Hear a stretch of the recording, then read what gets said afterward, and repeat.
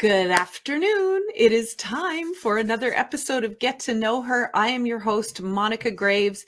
So happy to have you here today watching. And I'm really excited to introduce our guest. But before I do that, I want to make sure you guys have all had a chance to check out our show sponsor, Brenda Badome. This is one of her tops. Absolutely lovely. It's got like a crisscross thing going on at the front here. And I'm wearing her amazing black fitted shiny jeans. You know what I love about these? They are so comfy. I was actually doing a pigeon pose in these to stretch my hips before the interview. So you can really look quite stylish and still be flexible enough to do yoga in her clothes. So make sure you go on her website. She's got her whole spring collection up now. And you want to go to brendabadome.com, use the coupon code Get to Know Her for 22% off of your order. And get yourself some nice new clothes for spring, because spring is coming. Also, if you need to have coordinating jewels, you can do that at glamjewels.com. And I have a couple of little layering pieces on today and long earrings, of course. So be sure to go to glamjewels.com and see what we have in our shop the showroom section and enjoy your shopping experience with us. So without further ado, I would love to introduce our guest to you now, Khalila. And I know a lot of Khalila's friends are watching, and you're more than welcome to share this interview as we're going live here on Facebook. And that way all your friends will see her as well. Kalila is a certified HR professional and entrepreneur. Kalila and her husband, Jason, are the proud owners of two burger franchises called Big Smoke Burger. Kalila is a mom to two amazing children, Jasmine, who is 16, and KJ, who is 10. She and her family live in Binbrook, Ontario, which is a suburb of the city of Hamilton. She enjoys comedies, listening to old school reggae, gospel, and reading a good book. Khalila loves everything about food. She loves watching food shows, watching people eat food, and watching how food is grown or made. I cannot wait to talk to her about all of that. In December 2016, Khalila was diagnosed with stage 3 invasive ductal carcinoma, which is a type of breast cancer. She was diagnosed 2 months after her 39th birthday. Khalila thanks God every day for having overcome this diagnosis. And now she enjoys being an active volunteer and a community partner for the Bright Run. Yay! A charity that raises awareness and funds for breast cancer research. And I know a lot of you are familiar with the Bright Run. We love them. Khalila shares her story as much as she can to inspire others to live to be the best version of themselves. Get ready to be inspired, you guys. Here comes Khalila. Hi. How are you? You know what? I love your name so much. I've never heard your name until I met you, and I just want to say it over and over. It's so melodic. Thank you. I know it's funny you say that, because when I was growing up, I hated my name because nobody could say it. Really? And I mean, I have gotten all kind of variations on my name, and I was like, oh, it's so difficult. Why couldn't I have an easy name like Pam or Stacy or, something easy? Nobody could say Kalila. It was such a tongue twister for a lot of people. But now I love it. I love it. Oh, that's great. Oh, it's a beautiful name. I love it. Thank you. So do you know why you were named Khalila? Is there a reason? Yes, oh, yeah? I actually do. So I can't remember at what age I found this out, but I asked my mom, I said, where did this name come from? And it's actually, she told me it was one of Muhammad Ali's ex-wives' name was Khalila.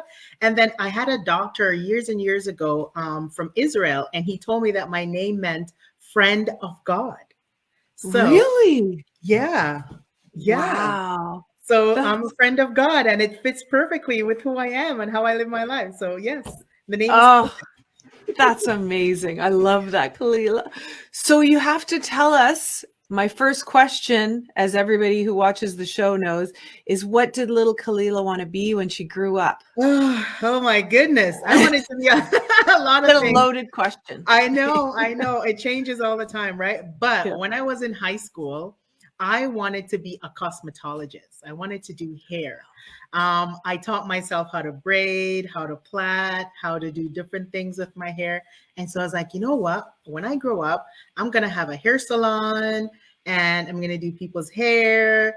And then I'm going to do all of these other spa-like stuff. So I've always wanted to do that. And maybe I will one day. But that was my dream, was to be a cosmetologist and do hair. And I actually did that for my friends and family when I was growing up, but it's a lot of work and it's not really my passion. So yeah. That's great. Yeah. And your friend, that's so nice. I love hearing that because it's so nice when friends and family allow you to do things like that. I mean, people are very, it's like, oh, my hair, be careful. So when you hear that as, a young girl in high school, they were like, sure, go ahead and try. It sounds like they were very supportive. Yes, I had a lot of support. And then the other thing that I wanted to be when I grew up, I thought I wanted to be in computers. Like I wanted to learn everything about computer.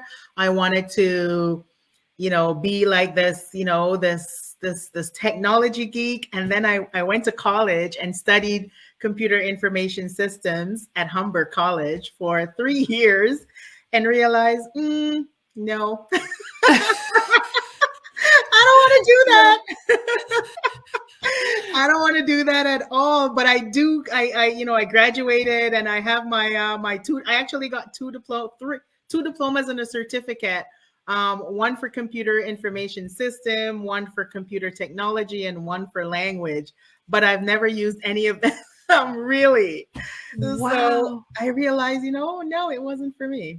It wasn't for you. Well, that's fantastic that you explored it. I know, post-secondary education, it's a very expensive way to find out what you don't want to do, right? Yes. I did a similar move. The same, but you know what? It's great because you learn and you have all this experience under your belt, and I'm sure you're using it to some capacity. You know what? I have used some of it. So I'm not going to bash it, but not in the field. That's so great. So Kalila, I wanted to kind of walk through your life, and I'd like you to take the direction on where you'd like to go first, because there's so much going on, and we have a really good question from a mutual friend of ours. I think you know who. Yes. And and so the question was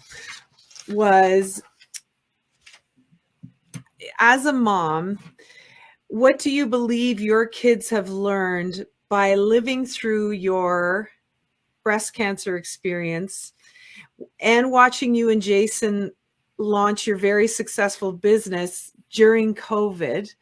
But because we're just meeting for the first time, I wanted to kind of let you take the lead on where you wanted to start with that, because it's a question with many layers. I know. Thanks, important. Nancy. I appreciate that. Yeah, thanks, Nancy. Yes. Well, you know what? We just back up a little bit. My background, a little bit about who I am. You wanted to know my journey. So, I grew up in Jamaica. I was born in Jamaica. I grew up there. I was raised by my grandmother. I was the first child from my mom. Shout out to my mom. I think she's watching. Hey, Yay! Mom. But my mom had me at a young age, and she decided to go and make a better life for us. So my grandmother raised me pretty much from I was around, I think I was about 4 or 5 years old, all into my teenage years. And it was a great childhood, a very strict Christian home. My grandmother, she's one of the loves of my life. And she brought me up in a God-fearing home. It was church on Sundays all day. It was 4 or 5 times a week we were in church. And but that actually gave me the foundation, of my, building my character and all of that. And then when I was around 16, after I left high school, I came to Canada to study. The plan was for me to come to Canada, go to school, which was my computer Yeah. computer 3-year long program. So the plan was to come to school, learn what I needed to learn, and go back home, right? Yeah. But that didn't happen. I ended up coming and stayed. And it was tough. It was hard to leave familiar for the unfamiliar, a whole new country. I was only 17 years old. I didn't have a lot of family in Canada. I had a cousin who I didn't really know much about. And I was told, you're going to go stay with your cousin who you don't know and go to school. So it was very scary. It was a scary, scary time. I cried a lot. I can I imagine. was And you sad were, a lot. so you were 16 and you came on your own. You didn't come with anybody. No, I had just turned 17 Okay. a couple months Wow. before. Yeah, I didn't know it. I came on my own. I got accepted to Humber College and came on my own. My cousin, I think I had met her maybe once or twice before, didn't really know much about her. But she's a wonderful, wonderful person. My cousin Lisa, shout out to you. She's now one of the closest persons to me right now. And so yeah, I left at that age. I came to Canada, not knowing anybody, shocked by the culture, shocked by the weather, Yeah. and just felt like a fish out of water, right? New country, don't know what's going on, don't know anyone. But it was, I must say, looking back some 20 something years ago now, Yeah. it was one of the best moves, one of the best decisions I ever made. So fast forward, came to Canada, finished school, didn't do anything in the field that I went to school for, landed a sales job and did that for about 10 years. And that went pretty well. I sold technology to companies.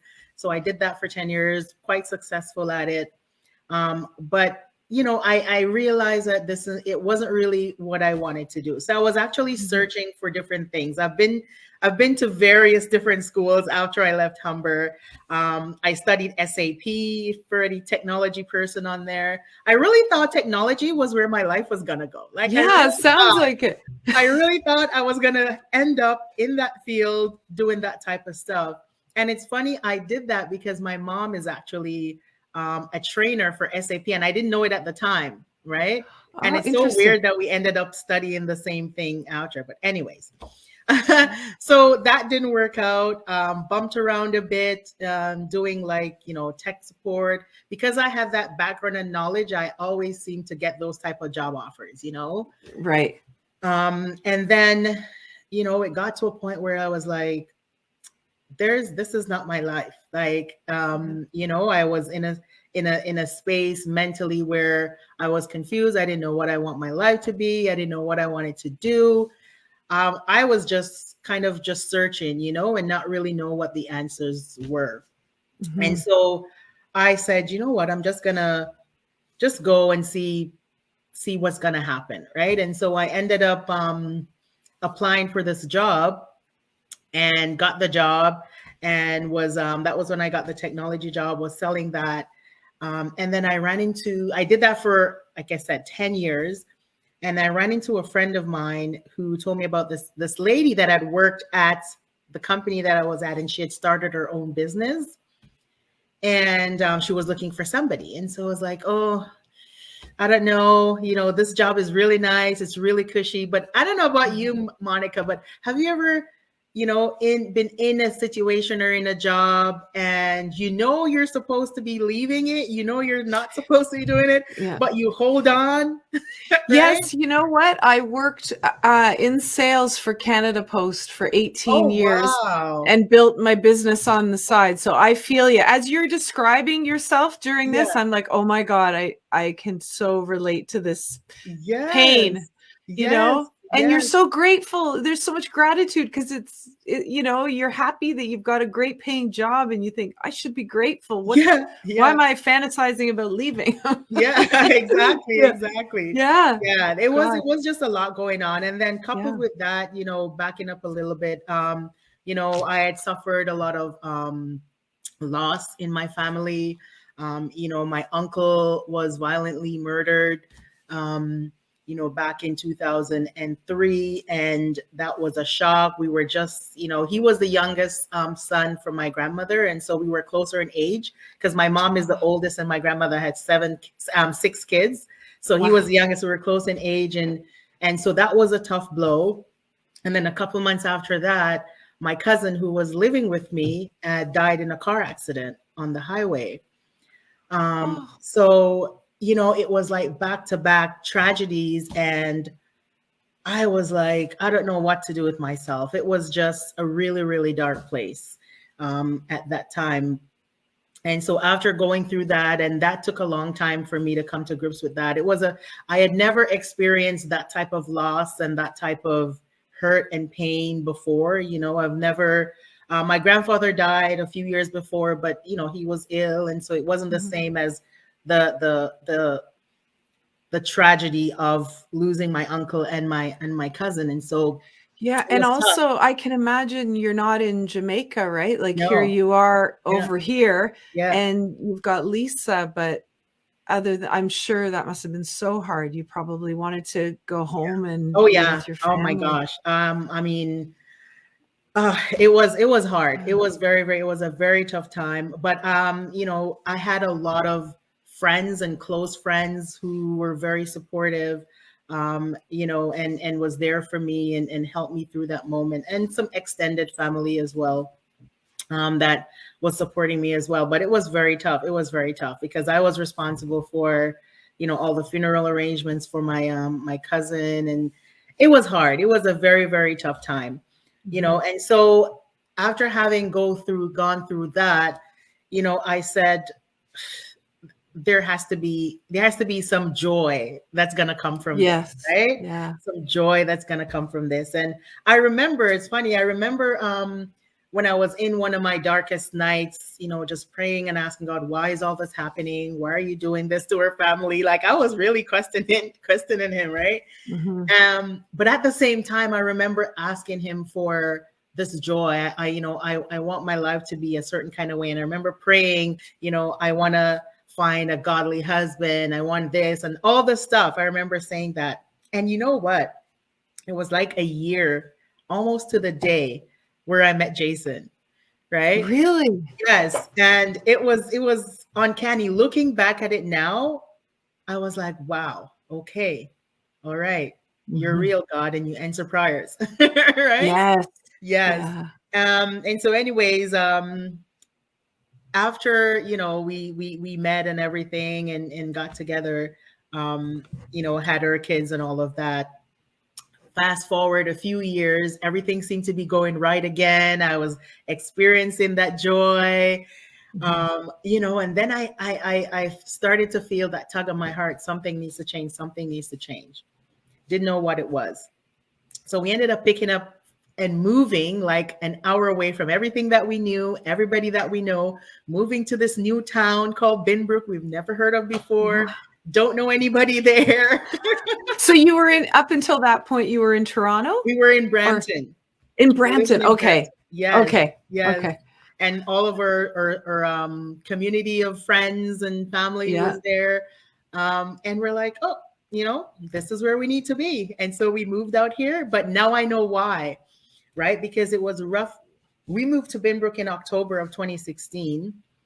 And November of that same year was when I felt something weird going on in my breast. It was actually the night of the US election when Donald Trump won. And I was watching it, and I'm laying there, and I don't know about you guys, but sometimes when you're laying down, your hand kind of like travel, and I call it my Indiana Jones expedition that my hands go on, Yes. Looking for lost treasure. But I felt something strange, and I didn't give it any thought. But anyway, the next day I told Jason, and he's like, yeah, you should go check it out. And so I went to a walk-in. I had just moved, so I didn't have a family doctor, right? So I just found a walk-in, went to the walk-in, and she did her exam. And she said to me, she goes, yeah, don't worry. A lot of women have one breast is bigger than the other. And, and I'm like, oh, So I've been walking lopsided all my life. Like I didn't really knew what that meant. But Yeah. anyway, she decided to give me the requisition to do a mammogram and an ultrasound. And first I was like, I'm not even going to bother with this. I had some other medical issues that I was dealing with. I used to suffer from debilitating pain and heavy bleeding and just tremendous pain each and every single day. So I was trying to get that resolved when when all of this was happening. And so I was like, there's just too much. I don't want to deal with that. And so I left the requisition.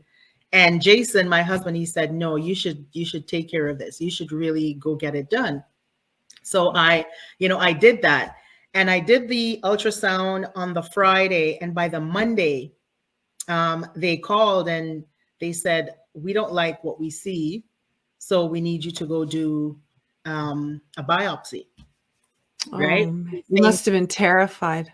Yeah, they think they go, we think it's malignant. And at the time I didn't know what that word meant. I didn't know what malignant meant. I have heard it before. And had you known anybody with breast cancer, or had it? Yes. Yeah. So that's the thing.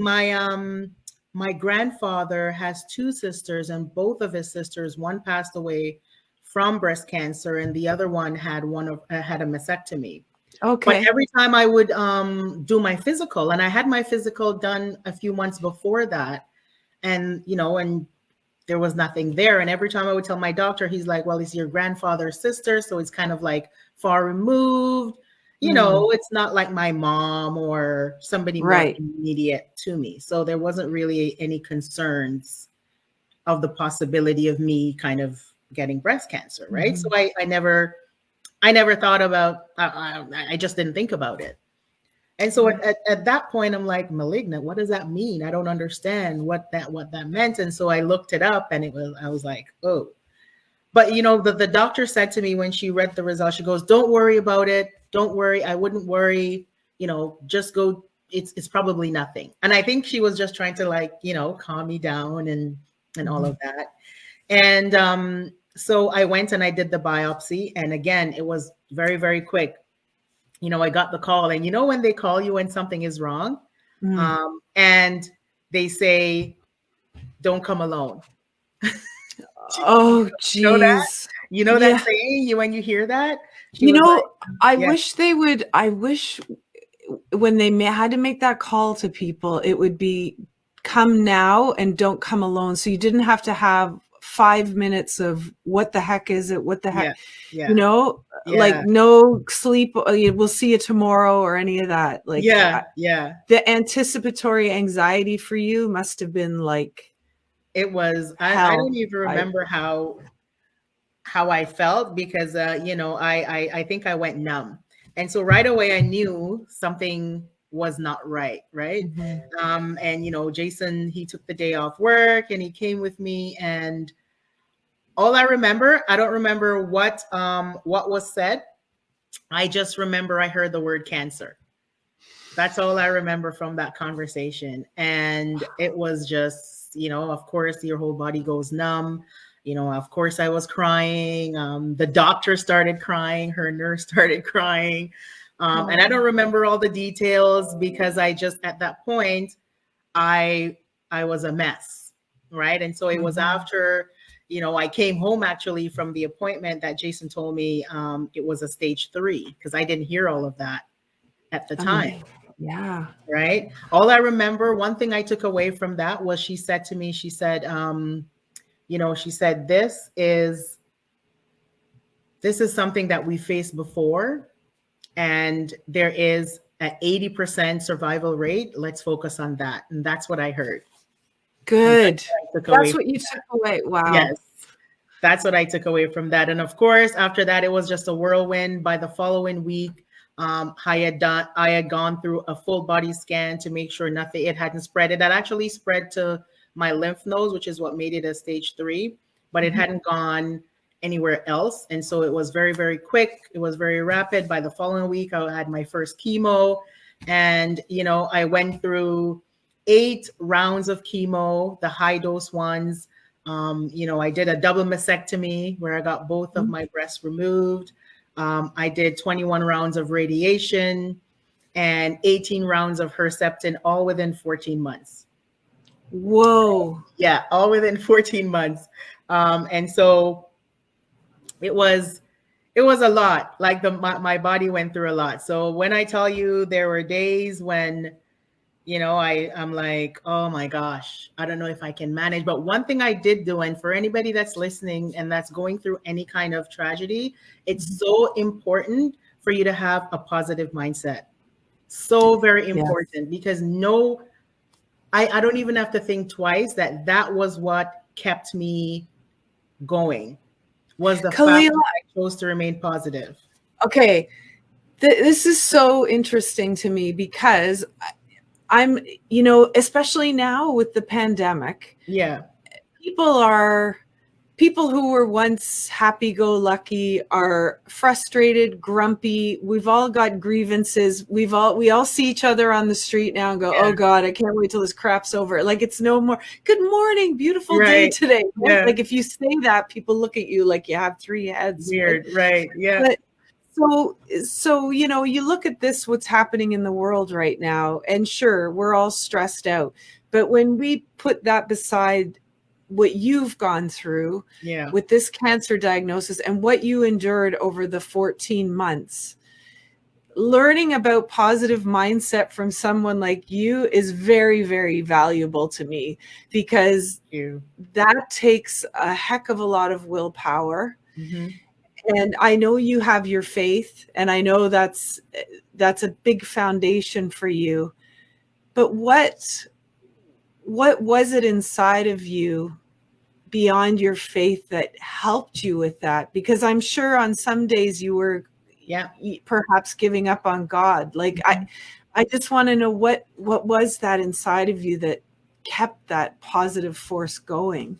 Yeah, well, I never wanted to give up on God. As a matter of fact, it was the other way around, because I said to myself, I said, God, this is not a surprise to you. You knew this was coming, right? And so you have already prepared the way for me. So I resolved myself to not think of, woe is me, why is this happening to me? Why am I going through this? I decided I made that decision very, very early on, that I wasn't going to throw myself a pity party, right? So instead, what I did was, I told all my friends and family, I said, I don't want anybody to call me crying. I don't want anybody to call me and, be sad in their voice. Whenever you're talking to me, I want to hear jokes. I want to hear positivity. I want to hear things that are great. I want to laugh, and so it was kind of like I don't want to say I blocked it out of my mind, because that's not what I did. I just chose to look at the positive things. I chose to focus on, my kids, and to go to Nancy's question. My children and my husband, they were the ones that kept me going. Jasmine at the time was just about 10 years old. And KJ, my son at the time, he was just around 4 or 5. So they were still pretty young. Especially for him, he didn't understand what was going on. When I started to lose my hair and it was falling out in clumps, and I decided to shave, we shaved his head, my husband shaved his head, and then we took a picture together and we're like triplets, little little things like that. And so they were the ones that kept me going, just looking and seeing that they're still pretty young, and I want to live. I want to live so I can see them grow up. I want to live so that I can enjoy a lot of the first that they're gonna, go through. Jasmine was still in elementary school. I want to see her go to high school, right? I want to see her graduate high school. I want to see her go to college. So all of those things, I was playing in my mind that I want to live to see. And so if I remain negative or put myself in a position where now my mind is going to start to make my body feel even worse than what it is, then I didn't want to go through that, and Jasmine, I mean, she is oh my gosh, she's my rock. At a young age, she stepped up, because, there were things I couldn't do. Like, I couldn't cook for them. I couldn't take care of the house. My husband as well, he became a tower of strength. He just grew like 1,000 feet. He just took everything on, and he just like took care of the family through on days when I couldn't even shower myself, when I had Yeah. my surgeries and, I couldn't get dressed by myself. I needed help to do all of that. And yeah, it was just looking at their faces, my kids and my husband, and saying, I want to be around.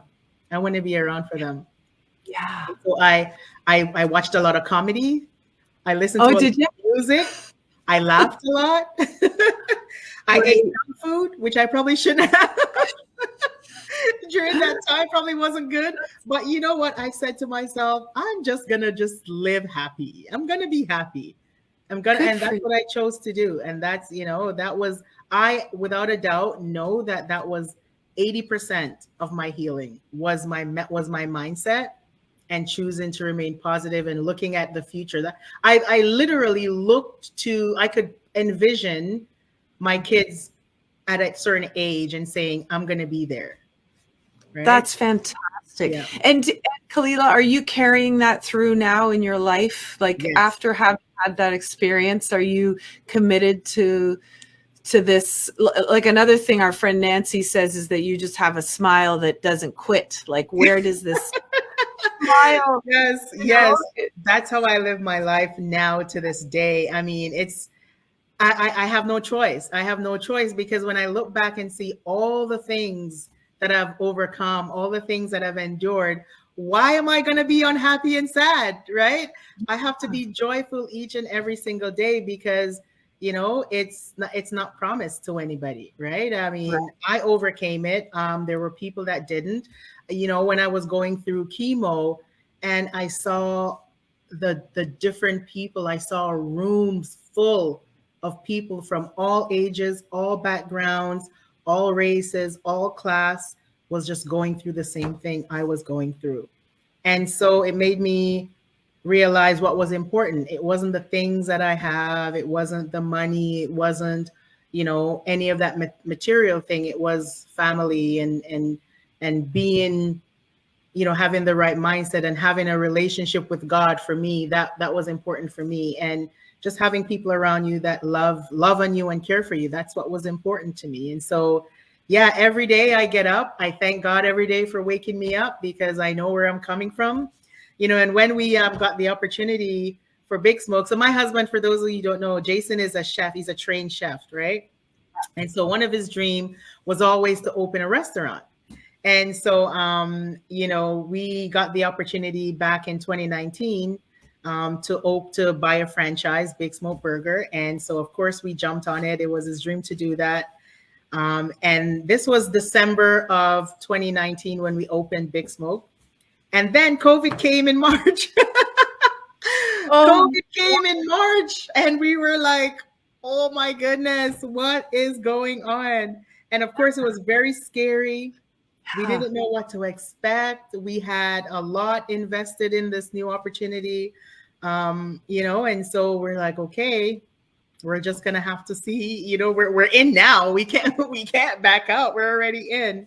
And did you have both locations to start, or did you start No, with one? we started with one. We One, started with one. The second one hasn't opened yet. We're still going through building that out, but that's good. coming. Um, but yeah, we started there, and it's been by the grace of God that we've survived. Because as you know, Monica, a lot of small businesses ended up closing. A lot of them didn't make it, especially through this third shutdown and all of that. And restaurants seem to have gotten the short end of the stick when, throughout all of this, we're the first to get closed. We're the first to put Yeah. all those restrictions on. And so it's been tough. It's been very, very difficult. Yeah. I can But imagine. we're here. We're here. Yeah, that's right. So tell us about Big Smoke Burger. So Tell us what's the yes, vibe? What, we actually, in my opinion, and in a lot of people's opinion, we have the best burger in Brantford right now. So we're a gourmet burger restaurant, and we have things on our burgers like a pineapple burger. We have we have caramelized onions on our burger. We have mushrooms on our burger. We have a lamb burger. And pretty much how we operate is, none of our beef that we sell for our main product is frozen, right? So everything comes in fresh. We make all of our in-house sauces that goes on the burgers, And we make the food when you order it. So unlike those other places, it's not sitting under a heat lamp. You come in, you place your order. That's when we start to cook it, and you get it, you enjoy it. Yesterday, we had somebody come in for the first time, an older gentleman, and he's like, my first time here, he got one hamburger and he said, cut it in two. I'm going to share it with my wife. If it's any good, I'll let you know. And he went to the car and ate it, and he came back and he's like, it's good. I'm like, yes, that's what I want to hear. So we are doing, very well in that space. We have a wonderful, wonderful product, a great, franchise going. And, shout out to my husband, Jason. He holds a fort down every single day, and just making it happen. So the second location is coming. We're looking forward to that. That's fantastic. So, Khalila, what's your role at Big Smoke Burger? So my role, because of my HR background, which I didn't touch on, so I ended up going back to school while I was going through my chemo, because that, again, I decided I'm not going to sit and mope around. So, I have done HR stuff in all of my other jobs, but not really an HR professional per se.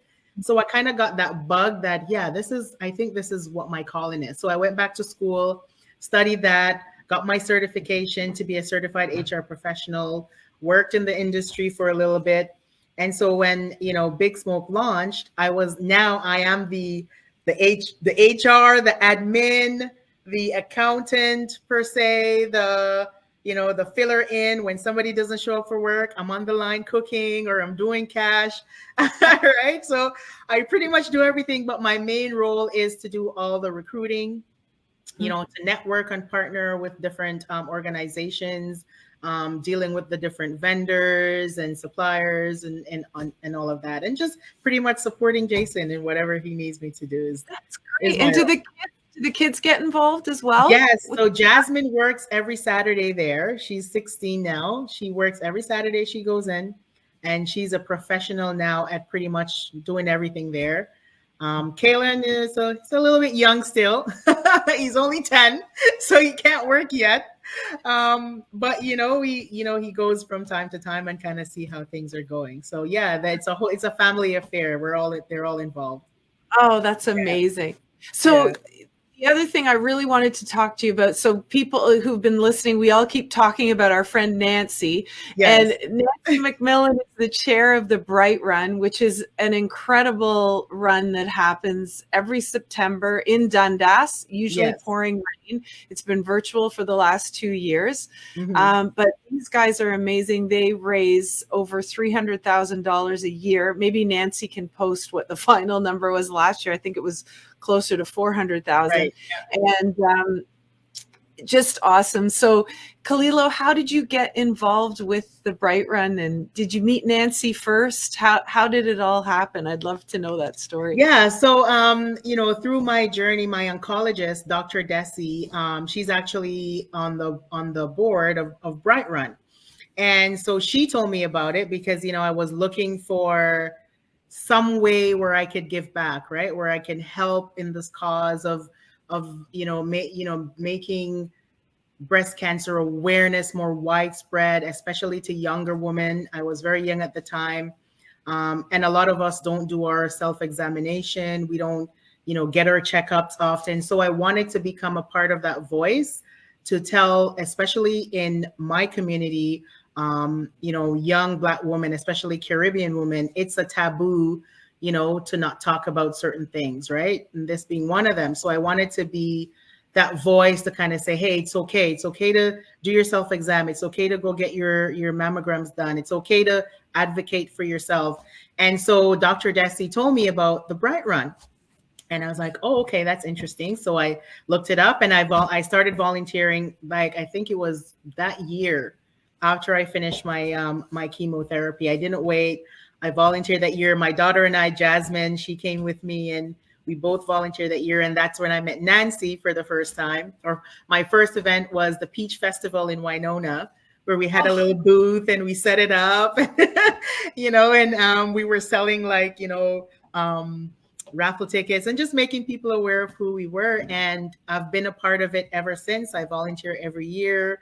And since we have the restaurant now, one of the things that I do every October for Breast Cancer Awareness Month is, we pretty much just ask customers to donate money. That's it. Oh, They come in and I just say, we have a little, thing up, and we put up some banners and we say it's Breast Cancer Awareness Month.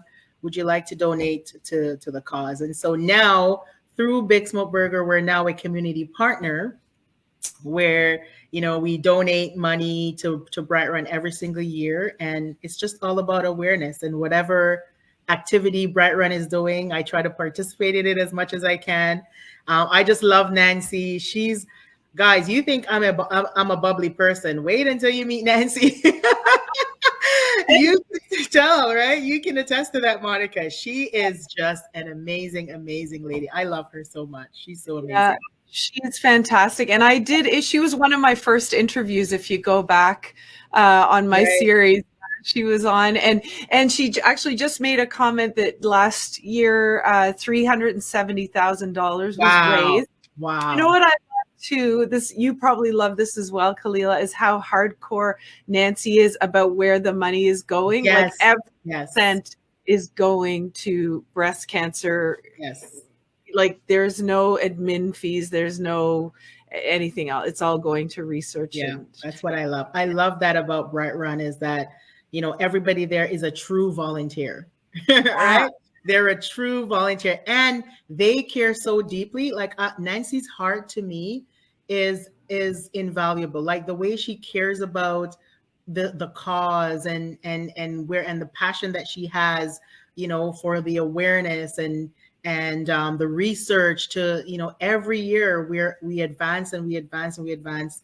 When I was diagnosed 5 years ago, we have come such a long way since then. And it's because of the research, right? And charities like Bright Run and Nancy who helped to make that happen because of the tireless work. I'm just amazed, and I will forever be a part of this or of the Bright Run because I love the passion and what they stand for. I'm so glad you said that, Kalila, because I think sometimes people look at it, at any cancer, and they'll say, why is cancer even still around? We keep putting all this money into it, and why is it? But it's not that. It's that people are now able to live with cancer. They're able to come out of a bad situation where they've been told like you have an 80% chance and you were able to get past that and now you're in remission. I have a friend of mine, she said she had breast cancer, and she said that her doctor said, had you been diagnosed with this type of cancer 2 years ago, we would not have been able to help you. Exactly. And she's been in remission now for a decade, but that's how things can move. So the funding is so important. And it'd be so fun. We should start a team for, well, I know you've probably got your own team for Nancy's. Yeah, that's okay. We could start a new one. Yeah. It's been an amazing journey, and there are so many firsts, some of them well received and some of them not so much, and I'm looking to many more firsts. One of the things that I'm doing this year is to step out and do something that I've never done before, and I think I mentioned this to you before, is I think my purpose in life, I've come to realize, is to use my story and my journey to help other people, to lead them to God, and just to help people become the best version of themselves, to motivate them, to uplift them, just to give, let them know somebody cares, And one of the ways, that I am looking to do that is through this platform that I am on, right? And it's an amazing community. It's called Wealthier World. And it's led by, she was the first Black female in the UK to get to a certain level, and her heart and passion is mainly for women. And that spoke to me, and to see other people succeed and uplift them, and especially, single moms or, women who have gone through abuse, women who have gone through trauma. And I'm just so grateful to be a part of that organization and helping people, just to be a better version of themselves, and in the process, become wealthy, right?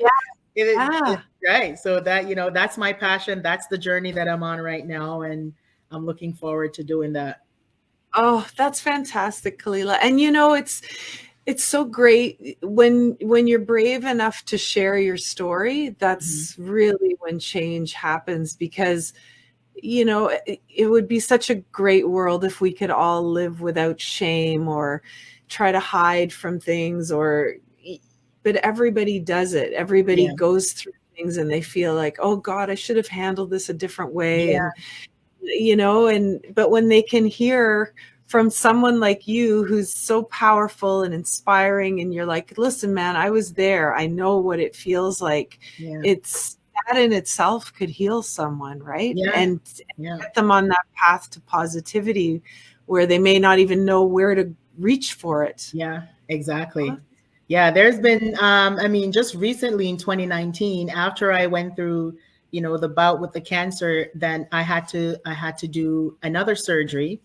And that, after doing that surgery, I ended up getting like a life-threatening infection from that, Oh, right? Which caused me to be hospitalized again for 7 days. And then I was home. They had to release me from the hospital because of the type of infection it was. So it was better for me to be at home. So I would have the nurses home, and I had like things coming out of my arm. I would go out and I would have, needles out of my arm. Like it's just been such a trying time. And people will hear that and say, you should be sad. You have all right to be upset at life. But no, actually, it's the opposite. It's the opposite. I am thankful and I am grateful for my life. I'm thankful and I'm grateful that I'm still here. And I think God took me through all of that for this purpose right here, that we're here today, sharing it, right? Letting other people know that you can come through. It doesn't matter what you're going through. It could be cancer, it could be anything, it could be loss, it could be, and everybody has their story, right? Mine is cancer and other tragedies. Yours could be loss of a job. Yours could be, different things. I heard somebody's testimony this weekend and they had gone through 15 miscarriages, right? oh, So everybody's yeah. story is different, but we all have our story so that we can go out there and help somebody else that's going through it, to let them know there's life at the end of the tunnel. Look at, I'm still here. I'm thriving. I'm smiling. I'm joyful. I'm grateful. And my kids have come through this with me. It was very tough. It was very tough, especially for Jasmine. But you know what? I think communication, talking to your kids, don't hide things from them, especially because they can see it. They know something is not right. Right. So it's getting them involved in the process as age appropriate, of course, and letting them understand that we're going through this together. I never forgot when I told Jasmine about the diagnosis. She asked me 2 questions. And the 2 questions she asked was, are you going to die? Was the first question she asked. And the second one was, are they going to cut off your boobies? Those were the 2 questions. Wow. She asked, and I said, no, I'm not going to die. And yes, they're going to cut off my boobies. And, we just laughed about it. And she would like put balloons in her thing. And she's like, Mom, look at me. And, so we just kind of made it fun. But it was challenging. I think getting Jasmine around the Bright Run, she's volunteered with me every single year. The last one that we did in person, my son and my husband came, so we did it together. But she has been involved, so she understands, what this diagnosis means. She understands now that she has to be, aware of it. And I think it's education.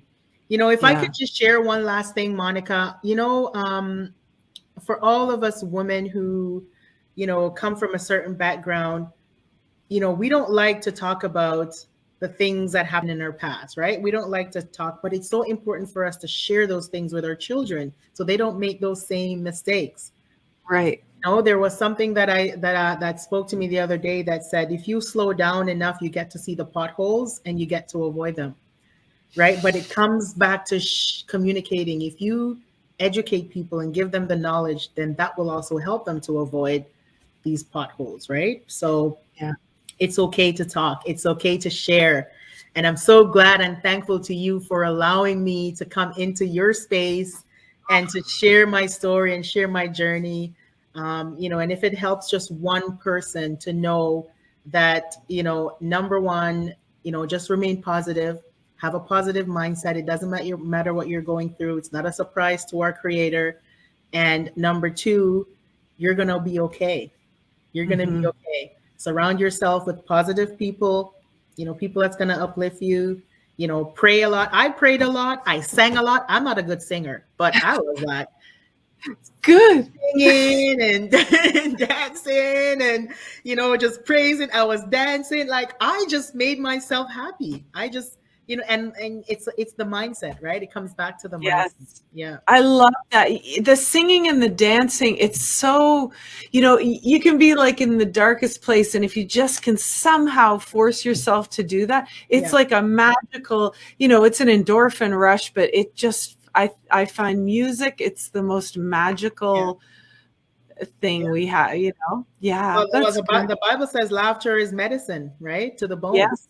So Yeah. I used to watch comedies almost every day. I'm like, I just want to laugh. I just want to have like a good belly laugh, just laugh till I like my stomach hurts and my face is all like, Oh, I love it. like hurting from laughing. Yeah. And that's why I D- smile. I smile every day. And I think it keeps me young, right? I Of don't have course any it lines. does. Right? Perfect. Hey, speaking of laughing, there's somebody you have to check out, and I'll send it to you after. But even for anybody who needs a laugh, there's a comedian. His name is Sebastian Maniscalco. Yes, yes, You I know love him? Sebastian. Yes, Yeah, I've seen he's his hilarious. show. He is Yeah, hilarious. he's Yes, hilarious. And I love when he talks about when he was a kid and he was obsessed with Prince, and he would yes. walk around the house going, "Dearly beloved," and his mom would go, "What the hell are you talking about, dearly beloved?"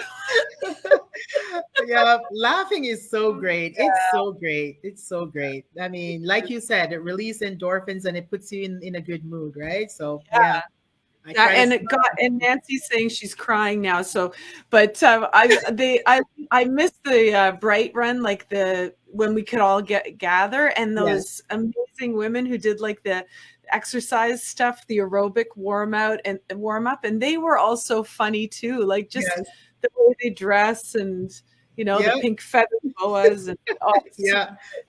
I mean, I can't wait for this year. We're meeting in person. We're meeting in person this year. I'm looking Yes, forward to we that. have to. Yeah. Yeah, for sure. So I just wanted to let you know of all the wonderful people who've come on to leave comments while you were sharing your story. Dion Thompson, LOL, well done for trying it. I think that was when you were talking about school, about the Okay. computer. Okay. Gail, so proud of my daughter. Lisa Yay. Powell, 1 pound, please, she says. And Oh yes. amazing. Oh yes. Okay. I know what that means. Okay, Lisa. I'll pay you later. And Sanique Smith Denton says, Amen. Melissa Jane, greetings, everyone. And Gary Revelation Dixon, greetings, Kalia. And he said, I think he's saying Artsy Monica, Artze. I'm not sure. Oh, And then let's see, Sanique, positive attitude is so powerful. that's And right. Nancy is crying. And yeah, Oh, this is so Nancy. great. There's so many people. Blessings daily. Experiencing joy is your lifestyle. Awesome. And yeah, this is so great. So we have lots of Amazing. lovely comments. Marcia Demirs was on. I'm so happy you are here in my life. You're a beautiful soul. Oh, And thank yeah, you. Thank so you. there's Thank lots you. and Thank lots you of guys. people. Thank you. Thank Yeah, you. you have You a know what? wonderful community. Thank you. So nice. I do. And I was just going to touch on that. I would be remiss if I didn't mention, all the people that have contributed to me still being here. Of course, without saying, it goes without saying, my husband, love him to death. Love you, love you, love you, love you, Jason. My children, my daughter, my son. But my mom, Pauline Gale, she's on. You know, she was by my side. You know, she lives in New Jersey, and she was flying to Canada, you know, throughout my entire journey just to be with me, go to the appointments with me. She would pray for me, like just the strength of her being in, you know, her presence, it made a huge difference. You know, my friend, I have two very, very good friends, Carlene and Angela. You know, they were with me, my church family. There were people, Monica, that was leaving food at my door, just ringing my doorbell and say, "Here you go. Don't worry about cooking today." The support, and that's why, you know, a lot of times we're afraid to make choices and make moves and go to some place outside of our comfort zone. But God put these people, they're not my family like blood family, but they're my family. You know, and so family doesn't have to be blood. Family, you know, is anybody that's in your life that's supporting you and rooting for you and cheering for you. Right. And Yes. so to all those people, I'm publicly saying, thank you. Thank you guys, because you contributed to me being here today and to the joy that I feel. And, you know, thank you to all my friends from Wealthier World who were on, Marcia, Lisa. Thank you guys, because that community, like I was sharing with you, Monica, I've never experienced anything like that in my life, where people are genuinely rooting for you to succeed. People want to see you win. And it's just great to be in that environment and in that space. You know, and a wonderful, wonderful leader, Nikki Sutherland. Shout out to her, because, you know, you don't see that a lot. We don't, especially like you're saying, people are so angry with each other, you know, and we're critical of each other. We're judgmental of each other. And to be in a space where you don't get that, where somebody say, you know what, the £1 for the thing is, we don't use the word try. We say that's what that was, right? And so having somebody say, no, we're not going to try that. We're just going to do it. And then encourage you and empower you to do it. So thank you guys to everybody that was on today. Thank you, Monica. I so appreciate you. Thank you so much for even stepping out and doing this, you know, starting this community and just doing what you do, right? Having that boldness to say, I see a gap. I would love this for myself. I'm going to create it so other women can feel that. So thank you. Yeah. I think you're walking in your purpose. And so thank you for doing that. Thank you. Thank you, Khalila. I loved having you on. Thank you for everything and all the inspiration. I'm going to be coming back to this interview for inspiration. That's for well, sure. We can do another one. Yes, we can always do another one. Exactly. Can do another one. Yes. Yes. Oh, you're amazing. So I'm going to put you in our virtual green room again, but you can just wait for me there. I'll say goodbye to everybody, and I'll be back with you in just a second. Thank you. Thanks, everybody. Thank you, guys. Take care. Bye.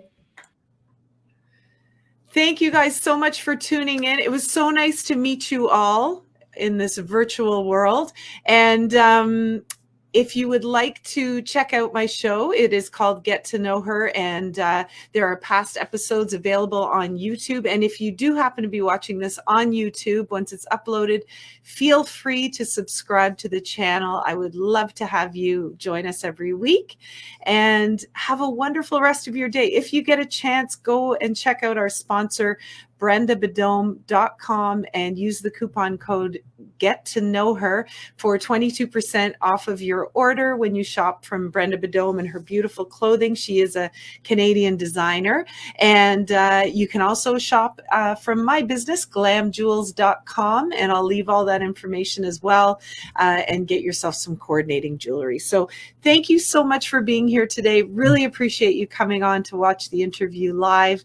Have yourself a wonderful rest of the day, rest of the week, rest of the month, and keep on showing the world your sparkle. Bye for now.